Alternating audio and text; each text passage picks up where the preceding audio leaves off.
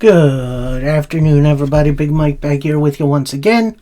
Welcome back to Big Mike Talks, where today I'm going to be talking about the rest of the week that was in pro wrestling.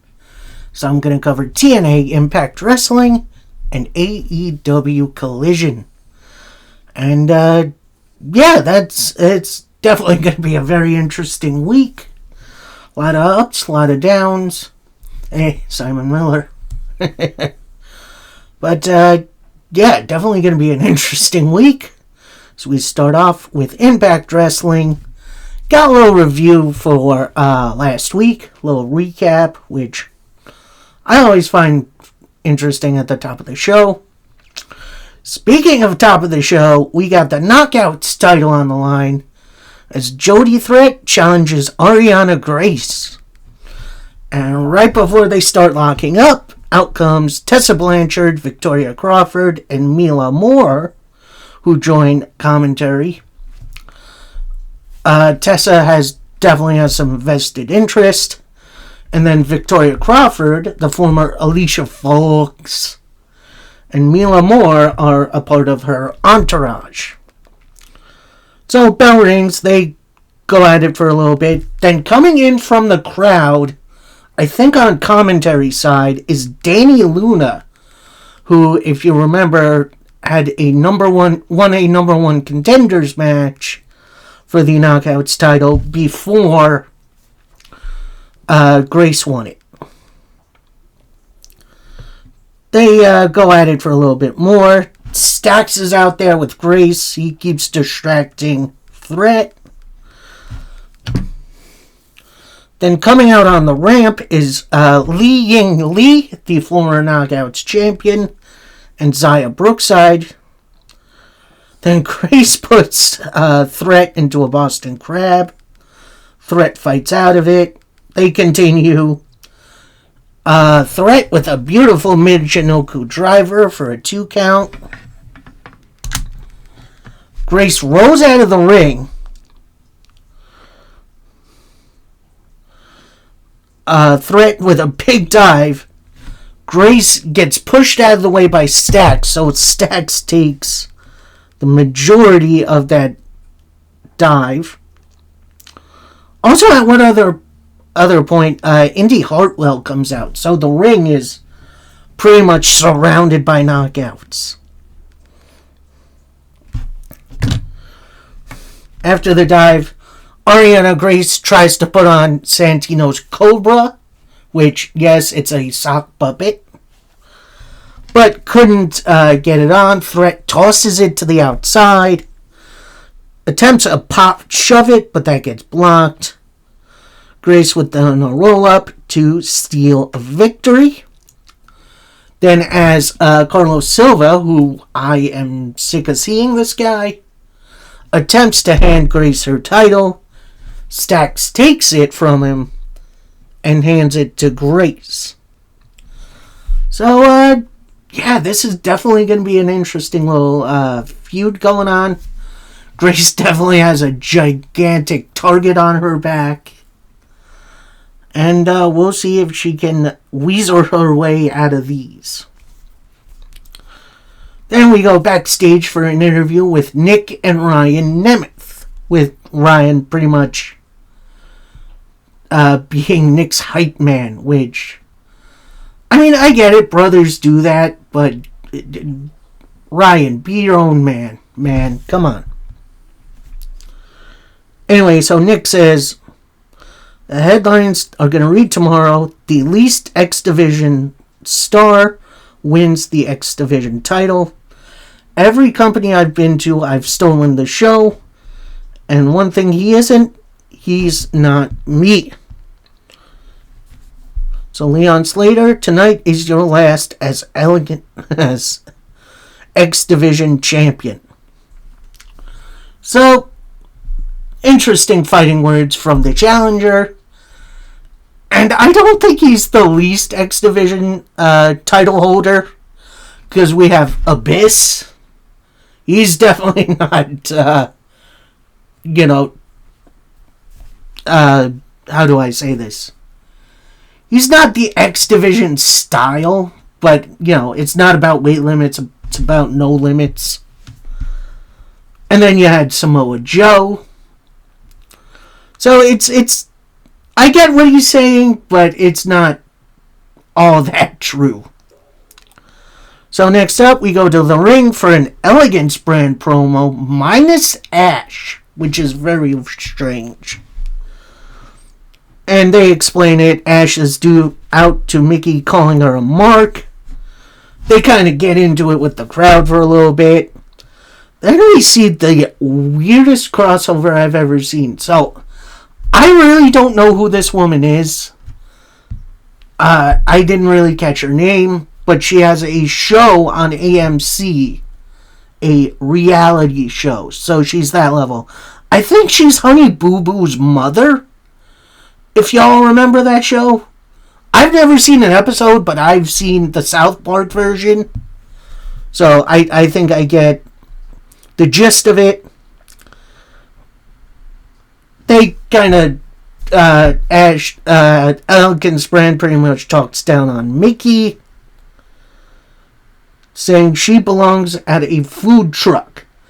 And almost out of the blue, out comes ODB, an OG knockout. And she comes out with this, big thing of a cooler of different meats that I really can't identify. She's saying, I'm just out here to sell my meats. You're all in the way. And all I hear is you all disrespecting my people. And that's just disgusting. All I smell is your cheap perfume garbage. And if you want some, come get some. So the Elegance brand goes to attack Mickie, ODB. ODB pretty much fights them off like they're nothing. And then she throws them into the barricade where the reality stars are sitting. And they have these little cups of barbecue sauce that they just start pouring all over the Elegance brand. It kind of reminds me when the Spirit Squad got shit dumped on them. If you don't remember that, I will not be going into much detail. It's something to see for yourself. So, yeah, I guess that's AMC integration with that segment. I don't know who that was for. And this is a man who loves him a little ODB. But, yeah, that was strange. So then, next up, we cut to backstage. We see Leon Slater getting ready to go. Then in walks the Hardy Boys saying, look, you're in the main event now. You got the big challenge up ahead. And you didn't get here because of us. You got here on your own merits. You earned this. And while we will be watching your match, we will also be watching this next match as well. Cut to commercial, in which that one felt very long. But we come back to a number one contenders fatal four-way match where the winners go on to... I don't think it's the next pay-per-view. I think it's at least sometime in the near future for a tag team title shot. So our participants, Sinner and Saint, former used to roll with Eric Young. The System being represented by Brian Myers and Bear Bronson. Very interesting tag team because I think, if I remember correctly, Bear Bronson learned wrestling in Create a Pro originally. At least I think so. And rounding them out, we got The Righteous, Vincent and Dutch, in which I see more people snapping along to the beat in the crowd. Gotta love that. And our final team, a bit of a Franken team, but it works. It's BDE, who is a YouTuber, and Rich Swann, who I don't know when he started doing it, but he's shaving his head and his beard, so he's all smooth.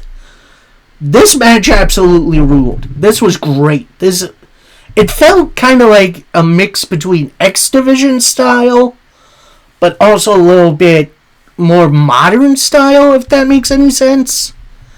It was really well paced, really good back and forth. The winners are the System after a final cut by Myers, then a spear into BDE, and then the shoulder pile driver from Bear Bronson, which I always think it's going into a power slam, but then head down, which honestly that's got to be a little painful for the win. So we're going to see them versus the Hardys coming up. Yeah, I'm kind of in. So next up, we got a Rosemary segment. It's not really a promo. She does say stuff, but it's like she's like in a padded room. We hear like, oh, Decay has been gone for so long, but we're not done here yet. There's still so much to do, and there's time to make it right. I have a chance. Then we see over her shoulder, she's holding a list of, well, beginning of the list is the 7 deadly sins. If you don't know, that's like pride, envy, gluttony, all kinds of other stuff I'm not going into. Then right at the bottom, in big old letters, Undead Realm. So if you don't know, Rosemary has this attachment to this Undead Realm, which is like, has pretty much been where her usual tag team partners go to die. I'll say that. So like Allie, aka the Bunny, Taya Valkyrie, Jessica Havoc. I think the entirety of Decay were in there at some point. So, yeah, it's definitely interesting that she's going in and then maybe pulling people out. Which, definitely not the first time she's done that. She did it with Brooke Hogan and then, Brooke Hogan. No, thank you. Jessica Havoc. And then they were like 80s teens for a little bit, which that was, honestly, I'll give you, that was a pretty funny gimmick for a while. So it does look like she's bringing back some people from the Undead Realm, and maybe their gimmick is going to be the 7 deadly sins, which I think could be cool. Now, will this tie into EY's cleansing crew idea? I don't know, but it probably should. Anyway, interesting segment. Ready to see Rosemary on my screen again, to be honest. Next, we go to the ring, and we get a Moose/Alicia Edwards promo, with Moose saying, I'm here to make this short and sweet and get right to the point.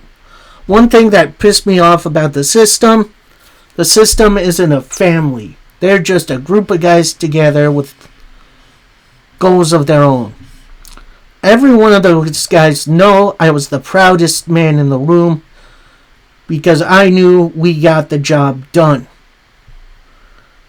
And the face of TNA here on AMC, Cheap Pop. The System now has a new motto, you can't beat the System. But starting next week, I'm going to do just that. I'm going to run through every member of the System, starting with Cedric Alexander in a street fight. Myers next, aka Edge's bitch. Next is Bear Bronson, who's supposed to be my replacement, but you couldn't replace my boots, which I kind of understand what he's getting at here. It's like, it's sort of like the line, oh, you're not good enough to lace up my boots? but it came out a little bit awkward. Just a little. And I'm leaving the best for last, Eddie Edwards. At that point, Alicia Edwards comes up, grabs the microphone, and says, I stood by the system for so long, and as of late, I don't even recognize them. Moose, you asked me to stay with you by your side. And now I'm standing side by side with you as you run through the system one by one. Moose takes back the microphone, says, Eddie, I'm going to beat the hell out of you in front of your wife, and I'm going to pack up the system and kick them out of TNA. Which, I don't know if their contracts are up yet, but that's definitely... That's some fighting words. So, we'll see where this finishes up with Moose. I don't think it's going to end anytime soon, but hey, we'll see. Then we get a little TNA injury report, which I'm going to say this. Tony Khan, if you could, maybe borrow this for AEW. Just saying, I think that would be interesting. Have a little segment to talk about either real or kayfabe injuries. I think that would be neat for AEW to do. Add a little realism back to AEW. Next, we got BDE in the back. He's kind of downtrodden and he's taking his gear off. Rich Swann walks up to him and says, Hey, kid, you did good out there. BDE looks up, says, But I cost us a shot at the title. Rich Swann looks at him, says, No, you didn't do that. You proved you belong here. Losses don't define us. It's what you do after that does. Then Trey Miguel walks up, says, He's right, Look at me.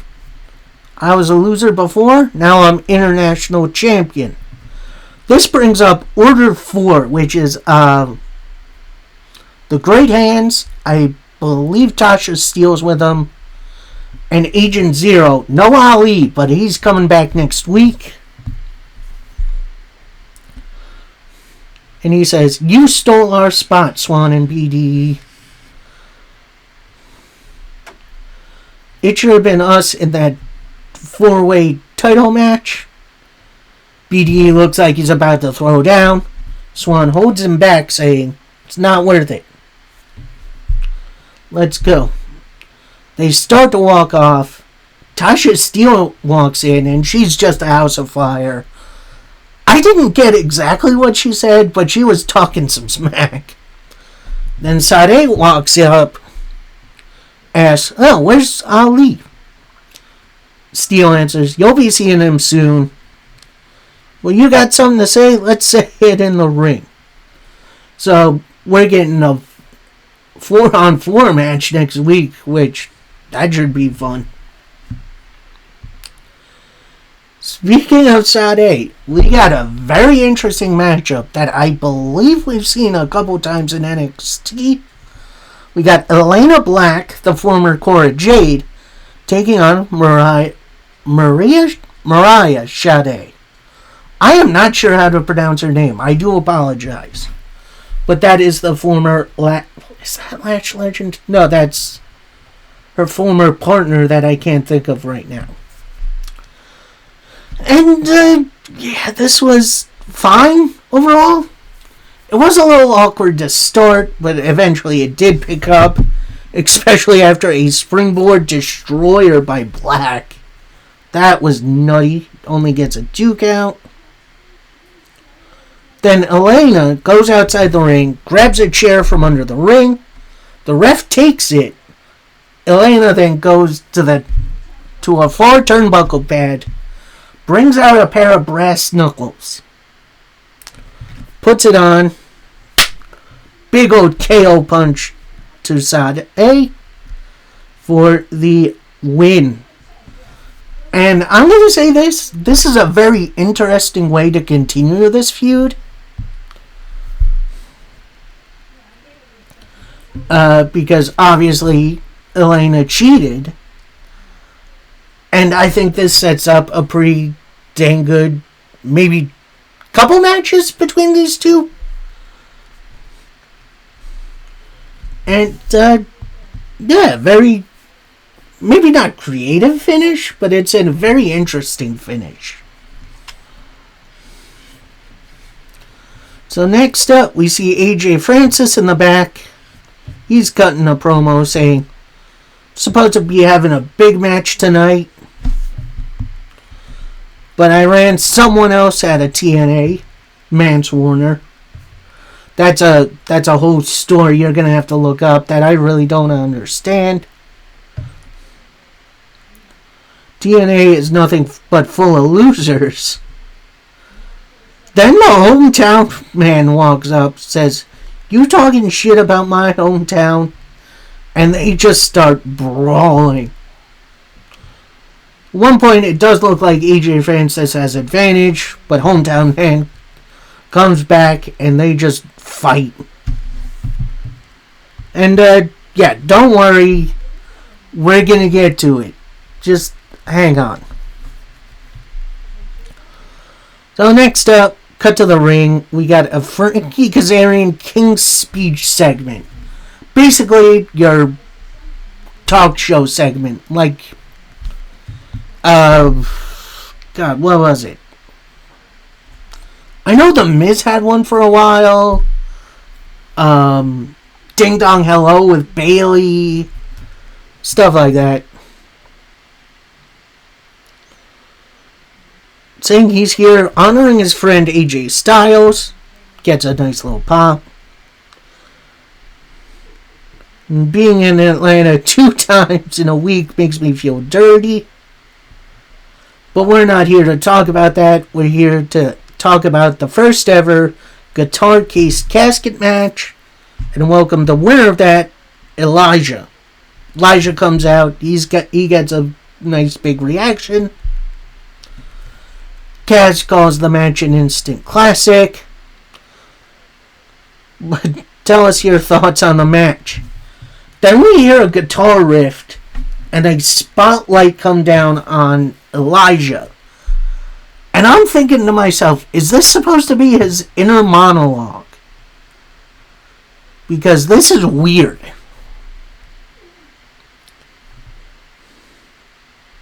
Saying he would rather walk a mile in broken glass. That match changes a man. Then the lights come back on. How has this match changed you? I've won every title here, but you have yet to win one. Then we get the inner monologue again, with Elijah saying, maybe we'll win the title. So then we kind of cut to Kazarian leaning against the rope. He's super annoyed, saying, no, I wasn't going to use the mic. Go ahead. Elijah continues, it was history in the making. Truly changed a man. But now I've closed the chapter on Order 4. And in TNA, we walk this way. Then Elijah turns to Kaz. Kaz gets right up into Elijah's face saying, so you want to interview yourself now? Go right ahead. Don't disrespect me on my own show. I'm the man responsible. And then at that point, we see Hometown Man and AJ Francis brawl on the ramp, where Francis grabs Hometown Man by the neck, and it's a down payment chokeslam into the crowd, aka bunch of plants. And at that point, Elijah goes up to check on Hometown Man. So, yeah, and that leads to not an AJ Francis versus Hometown Man match, an AJ Francis versus Elijah match. So that's going to be interesting. Next, we see Eli. He's right in the face of the camera saying, "Leon, I hope you win," and then just walks off. So, yeah, he's got a clear target. Then we go to this next segment where it says, I think it was either envy or greed that flashed up on the screen. Then it goes to a scene where it's Carlos Silva and Tommy Dreamer. They're waiting for somebody. Screen glitches. Rosemary replaces Tommy Dreamer in their seat. With Rosemary saying, I've given it a lot of thought. I think it's time we sign my contract. Silva's like, we emailed it to you. We should try to do it online. Rosemary, giving a wicked little smile, says, I'd like to do things in person. So let's go ahead and sign it. So Rosemary puts it down. Silva asks, you have a pen? Then Rosemary conjures a quill. Not a pen, a quill. Like a feather quill. To her. Takes Silva's finger. Pokes it. And they both sign it in his blood. Which is, that's creepy. So Silva walks off. Rosemary is still sitting, saying, it's always a pleasure doing business with you. And then after he leaves, we hear from Rosemary, deals are for humans, tricks are for demons. Then we see a door open behind Rosemary, and in walks someone wearing a bunny suit. And then we hear from Rosemary, Project Lazarus is a go. One down, more to come. So, this is going to be interesting. So, if you don't know, obviously this is a tease for the return of Ali to TNA. I mean, maybe it's Ali, could be Cross, because he was the White Rabbit in Lucha Underground. But more than likely, this is Ali. If you don't know who she is, she formed Demon Bunny in the mid-20-ish, 2015, 2016-ish era. They were a fun tag team. Then, when it was revealed Ali was going to AEW, they went to the Undead Realm and Ali was killed off by Luchasaurus. And I do mean that. She got her head cut off. So, I just got a theory, man. What if it's Undead Ali? So if you don't know, Lazarus, well, in certain media, Lazarus is about rebirth. So I think this is what we're going for. I think Rosemary is going to bring in her own army of, former associates.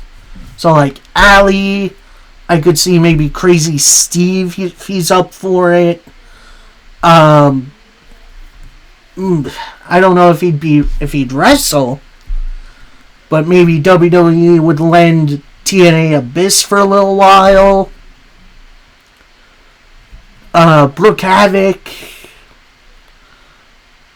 What other associates would there be? Maybe we'll see some fresh faces, like maybe Killian Dane and Alexandra Wolf.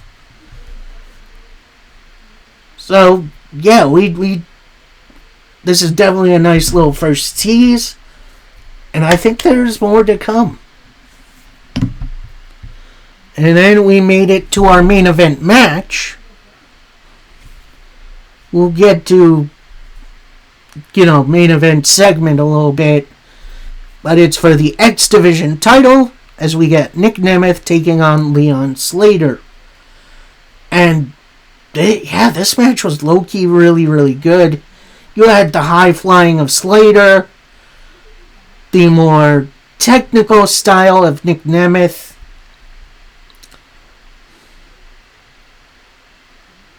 A couple points, you see Ryan Nemeth get up on the apron to distract Leon. One point we see Leon go for his Swanton 450. Nick gets his knees up for a roll up, only for a 2. Leon goes for a superplex that gets blocked into a cutter. Actually, Leon blocks the superplex, hits the Swanton 450 to pick up the win. But he does not have a lot of time to celebrate because Eric Young attacks him post-match, including hitting Slater with a big old pile driver. Takes the X Division title, holds it over Slater. So, I guess that's going to be his cash-in? I'm not sure. Yeah, why didn't he cash in? Where was his briefcase? TNA, work with me a little bit here. So then, we get a little moment. And out comes Mike Santana for a promo, saying, a couple weeks ago, I let everyone know I'm done with Maclin. I'm taking accountability in how I got here.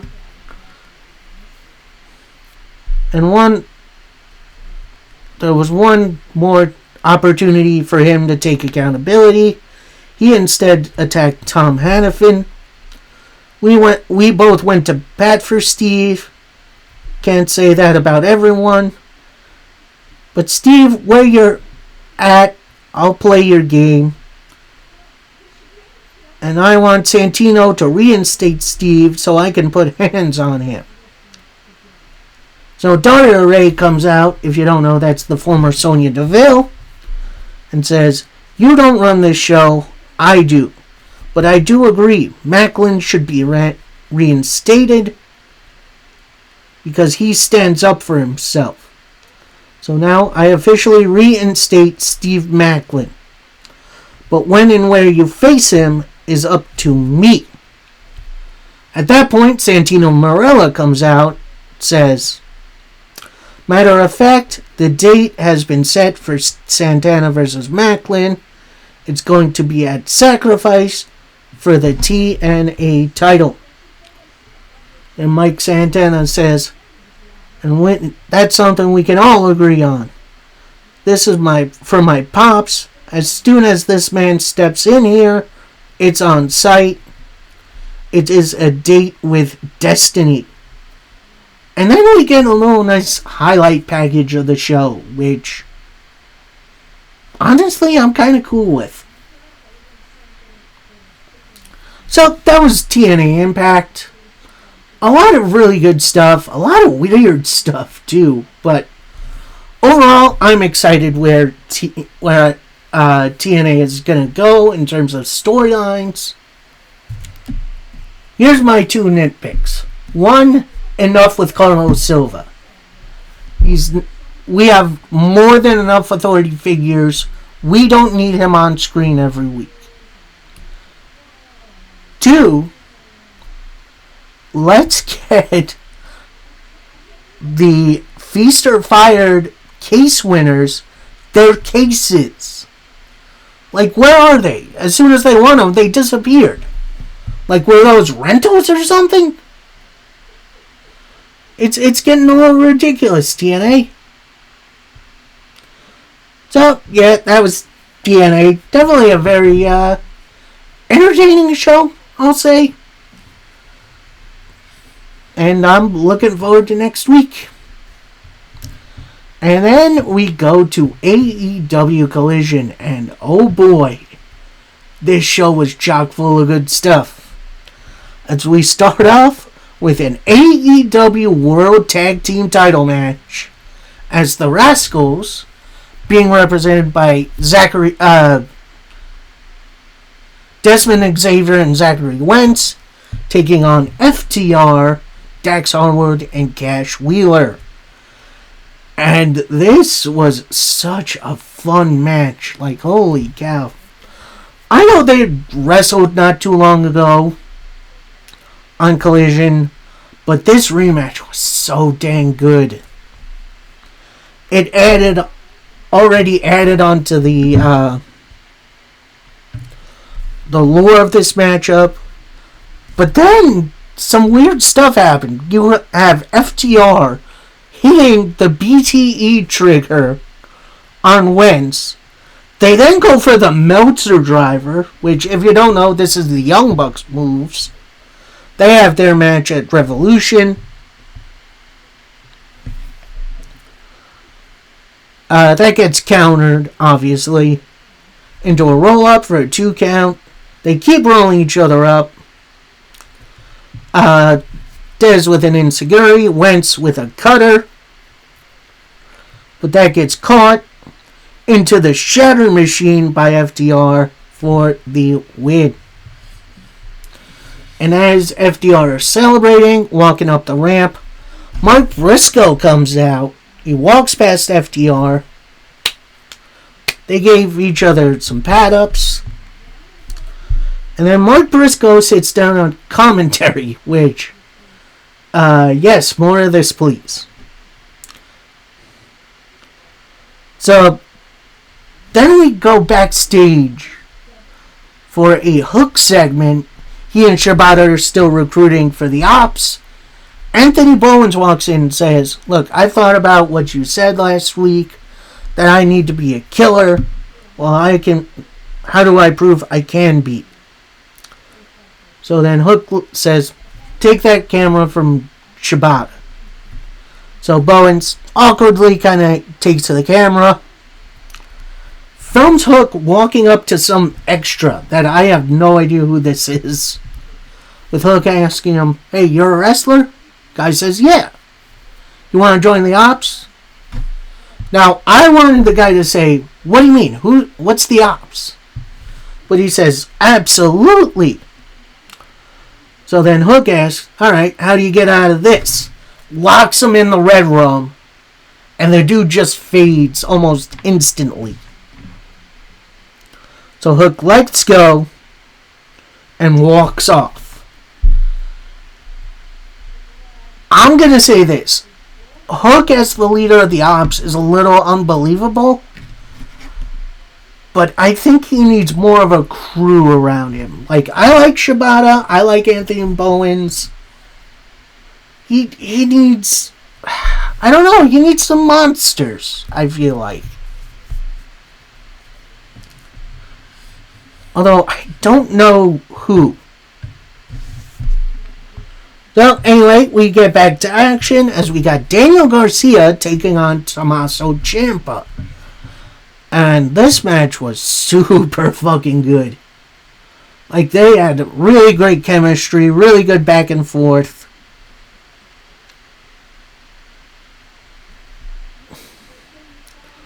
At one point, they both fall out, not even fall, they all both get out of the ring. Garcia then goes up to Briscoe, pushes him, gets back in the ring, Ciampa with a roll-up for a 2 count. Then Garcia then pushes Ciampa into Briscoe.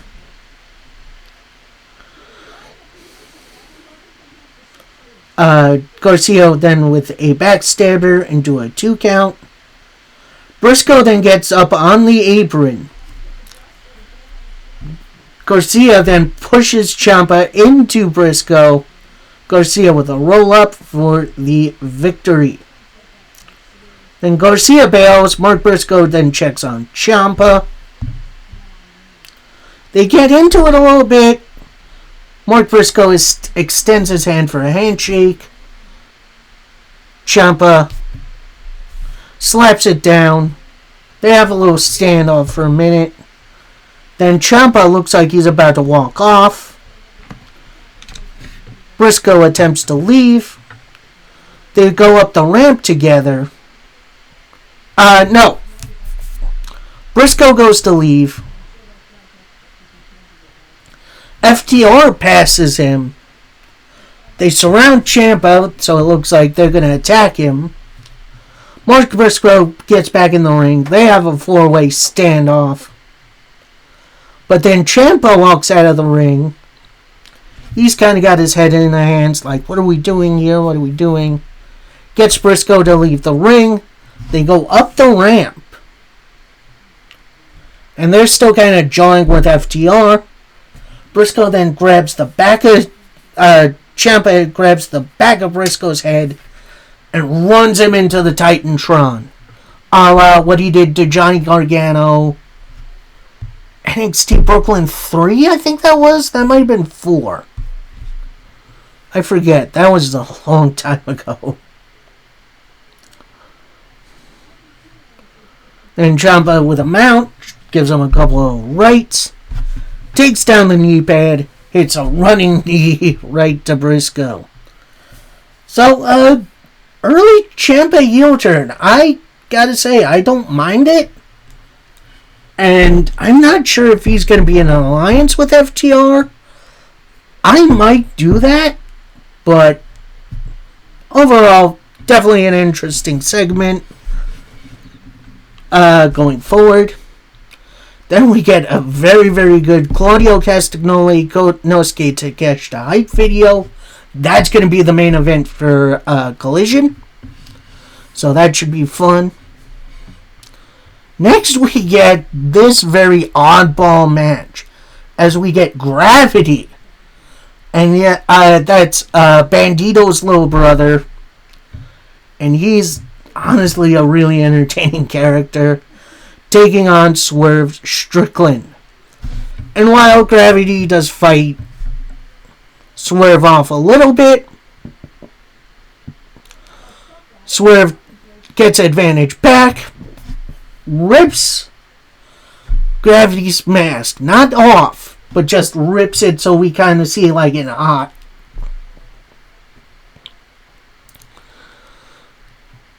Swerve gets Gravity back in. It's a big old Swerve stomp and then a house call to pick up the win. Not technically a squash match, but I'm definitely okay with it. We'll see what happens next up. Then we see Chris Statlander backstage. She's got sunglasses on. She's got a all-black outfit on. And she says, I only speak when I need to. Thekla, I beat you once. You beat me once. But once isn't going to be enough. At Revolution, it's going to be 2 out of 3 falls. Your defeat will come twice. So it does look like we are getting that match. We get a commercial break. We come back. Thekla is making a beeline to the ring saying, no, no, no, no, no, no. Chris, there is no, absolutely not. I'm sorry. Did I miss a meeting? When does the challenger pick a stipulation for a title match? I'm not doing 2 out of 3 falls. And if you don't like it, you can kiss my toxic ass. Which, Thekla, dang. But then, she continues, Chris, what makes you think you can beat me twice in one night? Then, we kind of see a switch turn. We see Thekla with a very evil smile saying, you can't look me in the eye. You want to be like me. But Chris, you're right about one thing. Thunder Rosa should have listened to you. And I sent her back to the graveyards in Tijuana. You should quit while you're still alive. Because everything you fear, I'm made of. So, honestly, that was the best promo Thekla ever did. She's getting a lot better. I think she's getting a bit more comfortable with the American style of wrestling, which it is really good to see. Then we get a tease for a new, I think it's a YouTube show. It could be somewhere else. And Up Close, where it's Renee Paquette, and she's out with a wrestler, like, on the town. And her first interview for this segment, her significant other, Jon Moxley. And the segment is pretty much hyping up his match with Takeshita, which, honestly, that's going to be a damn good match. So next up, we got our newest money match for $200,000. Our participants, Dralistico and Roosh of LFI, Truth Magnum and Turbo Floyd, The Outrunners, Isaiah Cassidy and Mark Quinn of Private Party, and Lee Johnson and Blake Christian of The Swirl. This match absolutely ruled. I think this is my match of the week. It was so good, really good back and forth, really well paced. Everyone pretty much went tit for tat. But your winners, after a Doomsday Cutter, which Quinn had, I think it was Lee Johnson up for a Doomsday device, and then Isaiah Cassidy with a cutter from off the top rope to pick up the win. And I'm going to say this. If you really like tag team wrestling, you're going to absolutely love this. I cannot recommend this match enough.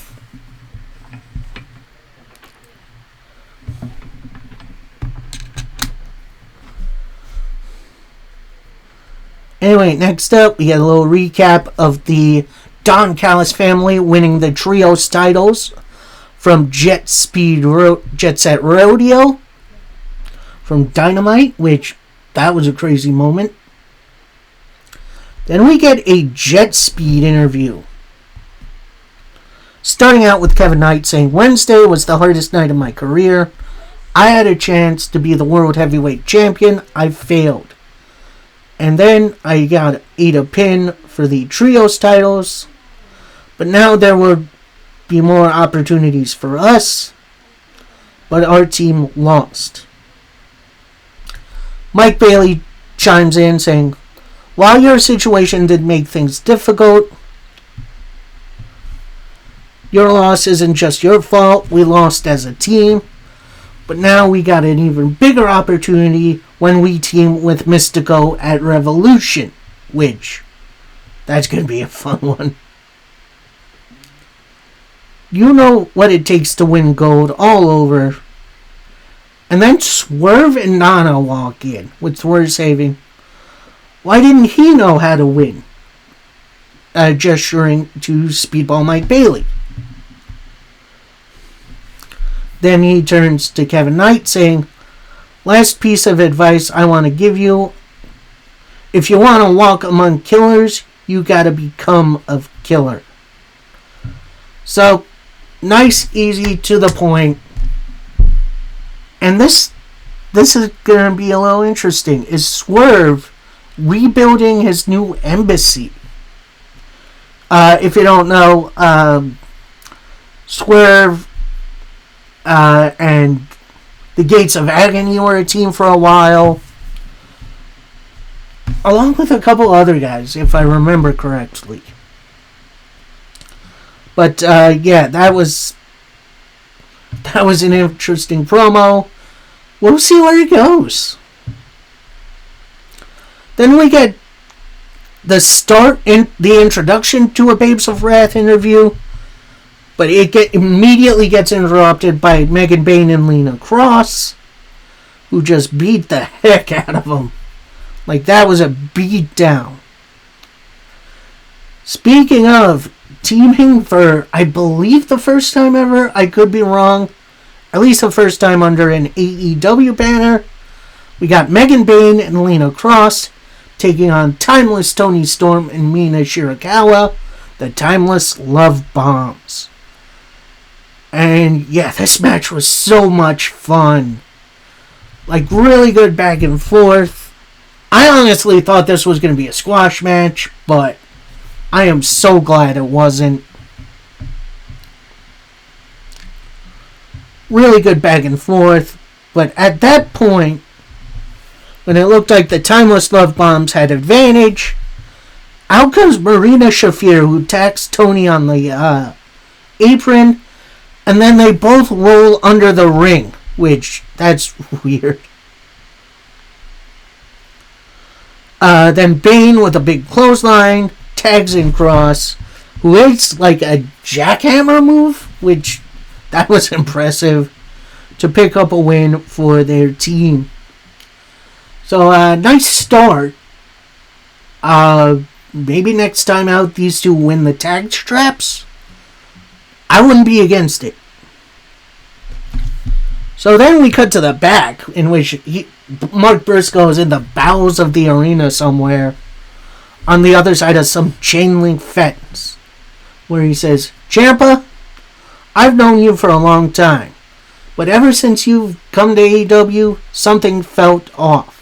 Until tonight, when you jumped me. This is the Ciampa I remember. And shame on me for letting my guard down, and shame on you for joining up with FTR. You could call FTR and the Briscoes the baddest tag teams of all time. So on Dynamite, you bring it. I'm going to bring in a couple of fellas to take on you and FTR. I'm going to be bringing them Bucks." So, yeah, that's interesting. Mark Briscoe and the Young Bucks teaming together. Should definitely be a fun one. Then we get biggest squash match I've ever seen, as we have the Dogs. So it's David Finlay, Gabe Kidd, and Clark Connors taking on 3 Enhancements talents. Like, they definitely announced their names, but I did not get a word. But honestly, yeah, the Dogs destroyed the Enhancement team. Like, it wasn't even close. Just hit after hit after hit. Gabe Kidd with... Actually, no. Brainbuster was Clark Connors. Pile Driver was Kidd. And then David Finlay finishes up with the Overkill, which is a sort of sheer drop Brainbuster to pick up the win. I was kind of hoping for a little promo from these guys, kind of explaining their actions. But it was revealed we are getting Kidd and Dave Finlay taking on Cassidy and Darby on Dynamite this week. So I'm guessing this is going to be a lead up to Revolution, where we're going to have some sort of trios match. And I'm guessing we're going to get that revealed this week on Dynamite. So then, coming out to no music, we get Timeless Toni Storm saying, "Marina Shafir, all you do is talk about competition, but you're the only one. The only one willing to fight alone is Moxley. So we're going Hollywood to Hollywoodland, and it's everyone banned from ringside. Just you and me and no one else. And after that, I want my title back. So I'll see you and only you at Revolution." So, nice fun promo. Short, sweet, to the point. I do believe we're getting a... Well, that match got made official. And I think that's kind of my issue with AEW. And I've been saying this for a while. Maybe they do need an on-screen authority figure. Not to say I really want that. but maybe have a segment or two to actually show these matches getting made, not just Tony Schiavone announcing it and then a match graphic. There's no real hype to that, you know? Although this promo did hype it up really, really well. So next up, we got a little recap of the past Friday's CMLL show, where we see Persephone beating Mercedes Moné for the CMLL women's title. Then we get announced that Persephone, making her debut on Dynamite, is taking on Willow Nightingale for the TBS title. So that should be a fun one. Also during that, we get a nice little idea of the Dynamite card for this week. The Go Home to Revolution, which I'm super excited for. But now we get to our main event. And I think this is the third time they've faced each other. Once in the Continental Classic. I think they had one other one where Claudio first won the CML World title, and then Takeshita had the New Japan title. That could have been the same match, actually. But, yeah, we're back at it. Claudio, he's still CMLL World Champion. And his aura, just during his entrances alone, is just so dang good. And Takeshita, while he did win the New Japan television title, didn't come out with it, which I found super weird. Anyway, yeah, this was a hoss fight. And I know technically neither of these men are hosses, but I'm going to count it. These two were hitting each other with bombs every hit. This was just amazing. After a couple of uppercuts, Claudio attempted the Ricola bomb that gets blocked.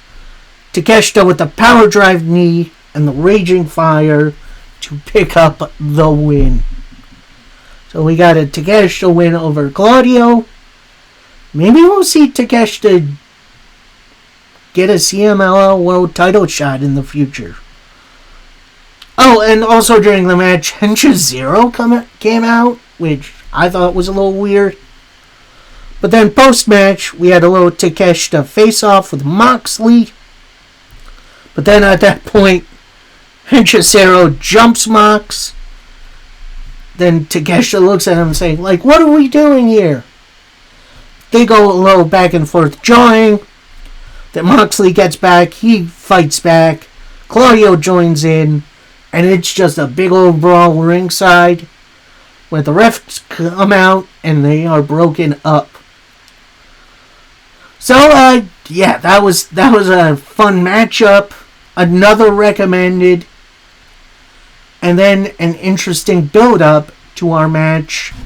Not just for Revolution, but we're getting these two teams. We're getting Mox and Claudio versus Takeshita and Hensha Zero in tag action on Dynamite. Yeah, AEW has done a really, really good job as presenting not just their pay-per-views, but both their shows as maybe not important, must-view, but they have been making them very entertaining and making some sense storyline-wise. So I feel like AEW has been moving in the right direction lately, which is great.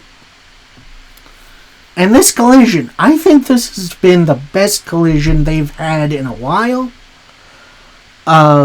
Definitely lots of good wrestling, some interesting segments, and a lot of really good setup for the future. I like what AEW is doing right now. So, that is it from me. I hope you all enjoyed. Please like the video. Leave some comments of what you enjoyed this week in wrestling. And it could be from any promotion you want. And until next time, happy wrestling, everybody. Peace.